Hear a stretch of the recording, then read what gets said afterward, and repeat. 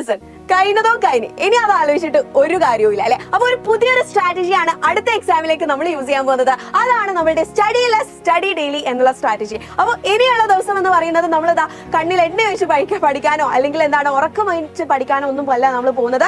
നമ്മൾ കുറഞ്ഞ സമയം കൊണ്ട് ഏറ്റവും ബെറ്റർ ആയിട്ട് ഏറ്റവും നല്ല രീതിയിലാണ് പഠിക്കാൻ പോകുന്നത്. അതായത് ബേസിക്കലി നമ്മൾ കൺസിസ്റ്റന്റ് ആവുക എന്നുള്ളതിലാണ് കാര്യം. അല്ലാതെ എല്ലാ ദിവസവും ഉറക്കം വഹിച്ച് പഠിച്ചത് കൊണ്ട് നിങ്ങൾക്ക് ഒരിക്കലും ഒരു ടോപ്പർ ആവാൻ പറ്റുമെന്ന് ഉറപ്പില്ല.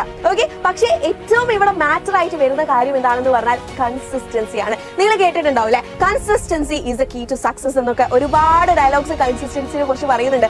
അതിലൊക്കെ കാര്യമുണ്ട് മക്കളെ. നമ്മൾ കൺസിസ്റ്റന്റ് ആവുക, അതായത് ഒരു കാര്യം നമ്മൾ ചെയ്യുകയാണെങ്കിൽ അത് തുടർച്ചയായിട്ട് നമ്മൾ ചെയ്തിരിക്കണം. അങ്ങനെ ചെയ്യുകയാണെങ്കിൽ മാത്രമേ നമുക്ക് അതിനുള്ള റിസൾട്ട് കിട്ടുള്ളൂ.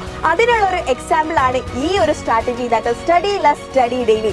ഇനിയുള്ള ദിവസം നമ്മളിതാ മൊത്തം ഡേ അങ്ങ് പഠിച്ചേക്കൂല. നമ്മൾ എന്താ ചെയ്യാൻ പോകുന്നത്, ചുരുങ്ങിയ സമയം കൊണ്ട് ഏറ്റവും ബെസ്റ്റ് ആയിട്ടുള്ള രീതിയിലാണ് പഠിക്കാൻ പോകുന്നത്. അതായത് നിങ്ങൾക്ക് എന്ത് ചെയ്യാം, ഒരു ദിവസം ഒരു 2.5 hours അത്ര മതി, അത്ര മാത്രം നിങ്ങൾ പഠിച്ചാൽ മതി. ഇപ്പൊ സ്കൂൾ കഴിഞ്ഞിട്ടാണെങ്കിൽ നിങ്ങൾക്ക് എന്ത് ചെയ്യാം, രാത്രി ഒരു 1.5 മണിക്കൂർ അത്ര പോയാൽ മതി. ഇനി രാവിലെ ഒരു അരമണിക്കൂർ 1 മണിക്കൂർ അത്ര മാത്രം നിങ്ങൾ പഠിച്ചാൽ മതി.